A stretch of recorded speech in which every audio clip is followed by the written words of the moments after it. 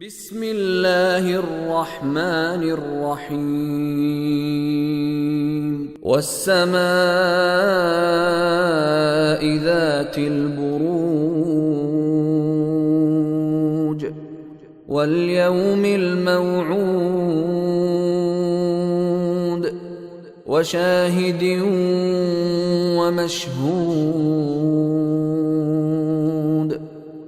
برجوں والے آسمان کی قسم اور اس دن کی قسم جس کا وعدہ ہے، اور دیکھنے والے کی اور دیکھے جانے والے کی قسم۔ سورۃ البروج کی آیات کے الفاظ کے معانی کا بیان شروع کرنے سے پہلے مختصر تعارف اس سورہ مبارکہ کا آپ کی خدمت میں عرض کرتے ہیں۔ سورۃ البروج مکہ میں نازل ہونے والی وہ سورہ ہے کہ جو رسول اللہ صلی اللہ علیہ وآلہ وسلم پر سورۃ الشمس کے بعد اور سورۃ التین والتین والزیتون وطور سینین سورۃ التین سے پہلے اللہ کے نبی پر نازل ہوئی، اور ترتیب نزول کے اعتبار سے اس سورہ مبارکہ کا نمبر 27 ہے، یعنی 27ویں نمبر پر قرآن مجید کی یہ سورہ اللہ کے نبی پر نازل ہوئی۔ ترتیب مصحف یعنی قرآن کریم کی موجودہ ترتیب کے مطابق اس سورہ کا نمبر ہے 85 اور یہ قرآن مجید کے آخری پارے میں آخری جز میں سورہ انشقاق اذا السماء انشقت وأذنت لربها وحقت، سورہ انشقاق کے بعد، اور سورہ طارق والسماء والطارق وما ادراک ما الطارق، سورہ طارق سے پہلے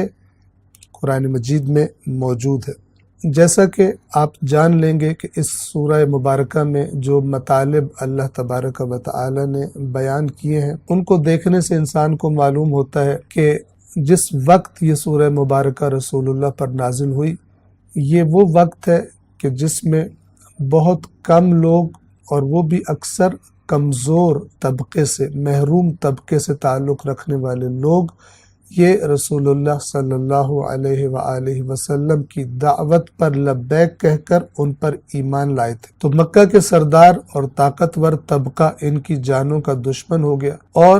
شدید ترین تشدد اور تکلیفوں اور اذیتوں کا ان مومنوں کو نشانہ بنایا جانے لگا۔ ان مومنین کو تسلی دینے کے لیے اور ان کے صبر اور استقامت اور حوصلے کو بڑھانے کے لیے اللہ تبارک و تعالی نے سورہ مبارکہ بروج نازل فرمائی، اور اس سورہ میں اللہ تبارک و تعالی نے مسلمانوں کو یہ واقعہ بیان کر کے تسلی دی کہ تم سے پہلے اسی عرب کی سرزمین پر ایک بادشاہ نے مومنوں پر ظلم و ستم کیا تھا، اور آگ کے گڑھے، آگ کی خندقیں کھدوا کر مومنوں کو، ایمان والوں کو، مردوں کو اور عورتوں کو زندہ ان خندقوں میں پھینک دیا تھا، اور یہ بادشاہ اور اس کی قوم اور اس کی فوج ان آگ کے گڑھوں کے کنارے بیٹھ کر ان مومنین کے جلنے کا تماشا دیکھ رہے تھے۔ اللہ نے فرمایا کہ ان مومنین کو کیوں جلایا گیا، کس بات کا بدلہ لیا گیا ان سے؟ صرف اس بات کا کہ یہ اللہ تبارک و تعالی پر ایمان لے آئے۔ ان کا ایمان لانا سبب تھا اس بادشاہ کی ان لوگوں کے ساتھ دشمنی۔ بہرحال اس واقعے کی طرف اشارہ کرنے کے بعد اللہ تبارک و تعالی نے فرمایا کہ جنہوں نے جلایا تھا اللہ تبارک و تعالی کی پکڑ سے نہیں بچیں گے، اور ان کے لیے جہنم اور اس کے اندر بھی شدید ترین جلایا جانے والا عذاب ہے۔ یعنی جیسی سزا انہوں نے مومنوں کو دی، اللہ بھی جہنم میں اسی طرح کی سزا اس سے کئی گنا شدید ان کو دے گا۔ اور پھر فرمایا کہ وہ لوگ کہ جو ایمان لائے اور عمل صالح جنہوں نے انجام دیے، ان کے لیے اللہ تبارک و تعالی نے جنتیں تیار کر رکھی ہیں، اور وہ بہت بڑی کامیابی ہے کہ جہاں پر لا خوف علیہم ولا هم یحزنون، نہ انہیں کوئی خوف ہوگا نہ انہیں کوئی غم ہوگا۔ فرمایا سورۃ البروج میں ذالک الفوز الکبیر، یہ جو جنت میں چلا جائے گا یہ بہت بڑی کامیابی ہے۔ اور اس کے بعد اللہ تبارک و تعالی نے گویا مکہ والوں کو کہ جو اذیت کر رہے تھے رسول اللہ اور ان پر ایمان لانے والوں کو، ان کو خبردار کیا کہ تم سے پہلے بھی تم سے طاقتور قومیں، فرعون، قوم عاد، قوم سمود، ان لوگوں نے بھی اسی طرح مومنوں کو تنگ کیا تھا، تو پھر یہ لوگ اللہ کی پکڑ سے اپنی تمام تر طاقت کے باوجود یہ لوگ اللہ کی پکڑ سے بچ نہیں سکے۔ ان بطش ربک لشدید، یقیناً تیرے رب کی پکڑ